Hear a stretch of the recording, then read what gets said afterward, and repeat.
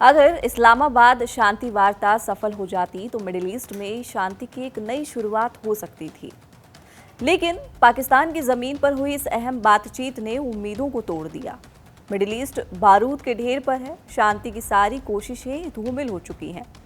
लेकिन एक बात ईरान ने साफ साफ कह दिया है कि कूटनीति कभी खत्म नहीं होती है। इस्लामाबाद में आमने सामने थे अमेरिका और ईरान, दो ऐसे देश जिनके बीच दशकों पुराना तनाव है। लेकिन इस बार दांव और भी बड़ा था। ये सिर्फ दो देशों की बातचीत नहीं थी, बल्कि परमाणु हथियार, तेल की वैश्विक सप्लाई और मिडिल ईस्ट के भविष्य का सवाल था। करीब 21 घंटे चली इस बातचीत पर पूरी दुनिया की नज़र थी। हर कोई यही उम्मीद कर रहा था कि शायद इस बार कोई समाधान निकलेगा, लेकिन आखिर में कोई समझौता नहीं हुआ। सबसे बड़ा टकराव था परमाणु कार्यक्रम को लेकर। अमेरिका चाहता था कि ईरान अपना न्यूक्लियर प्रोग्राम पूरी तरीके से खत्म कर दे। उसका मानना था कि इससे वैश्विक सुरक्षा को खतरा है। वहीं ईरान का कहना साफ था कि ये उसकी संप्रभुता और सुरक्षा का मुद्दा है और वो इससे पीछे बिल्कुल भी नहीं हटेगा। यहीं से पूरी बातचीत का रास्ता मुश्किल हो गया, क्योंकि ये दोनों देशों के लिए सबसे बड़ी शर्त थी। दूसरी सबसे बड़ी समस्या थी भरोसे की कमी। ईरान को अमेरिका पर बिल्कुल भी भरोसा नहीं था, क्योंकि पहले भी समझौतों के बावजूद हालात बदले हैं। वहीं अमेरिका को लगता है कि ईरान पूरी पारदर्शिता नहीं दिखाता। ऐसे में बातचीत तो हो रही है, लेकिन विश्वास की नींव कमजोर थी। अब बात आर्थिक प्रतिबंधों की। ईरान चाहता था कि उस पर लगे प्रतिबंध हटाए जाएं ताकि उसकी अर्थव्यवस्था को राहत मिल सके। लेकिन अमेरिका का कहना था कि पहले ईरान अपनी नीतियों में बदलाव करे, उसके बाद ही किसी राहत पर विचार किया जाएगा।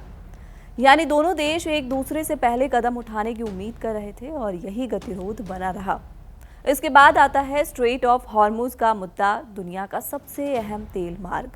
ईरान इस पर अपना प्रभाव बनाए रखना चाहता है, जबकि अमेरिका चाहता है कि ये रास्ता पूरी तरीके से खुला और सुरक्षित रहे।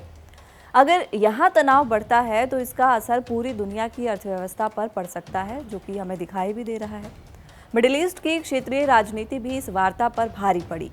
अलग अलग देशों के हित, गठबंधन और दबाव, सब कुछ इस बातचीत को और जटिल बना रहे थे। कोई भी पक्ष अपने रणनीतिक हितों से समझौता करने को तैयार नहीं था। ऊपर से हालात पहले से ही तनावपूर्ण थे। हमले, जवाबी हमले और लगातार बढ़ता दबाव, इन सब ने बातचीत को और मुश्किल बना दिया। और सबसे अहम बात, इतने बड़े और जटिल मुद्दों का समाधान एक ही बैठक में निकालना लगभग असंभव था। नतीजा वही हुआ जिसका डर था। बातचीत खत्म हुई, लेकिन कोई ठोस नतीजा नहीं निकला। ये वार्ता इसलिए असफल हुई क्योंकि मुद्दे गहरे थे, सोच अलग थी और सबसे बड़ी कमी थी भरोसे की। अब सवाल ये है कि क्या आगे कोई नई बातचीत होगी या दुनिया एक और बड़े टकराव की ओर बढ़ रही है।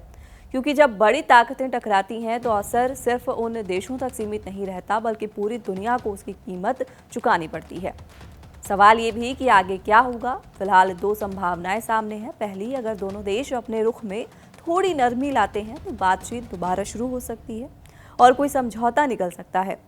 दूसरी, अगर टकराव ऐसे ही बना रहा तो जंग फिर से भड़क सकती है, खासकर हॉर्मुज स्ट्रेट और क्षेत्रीय हमलों को लेकर। मसलन इस्लामाबाद की बातचीत उम्मीदों के साथ शुरू तो हुई थी, लेकिन नतीजा निराशाजनक रहा। फिर भी कूटनीति का दरवाजा पूरी तरह बंद नहीं हुआ है। अब नज़र इस बात पर है कि क्या दोनों देश अपने अपने रुख से थोड़ा पीछे हटेंगे या फिर दुनिया एक बार फिर से बड़े टकराव की ओर बढ़ेगी। फिलहाल इस वीडियो में इतना ही। आप इस खबर पर क्या सोचते हैं, कमेंट बॉक्स में अपनी राय जरूर दें। साथ ही नए हैं तो चैनल कड़क को सब्सक्राइब करना बिल्कुल ना भूलें।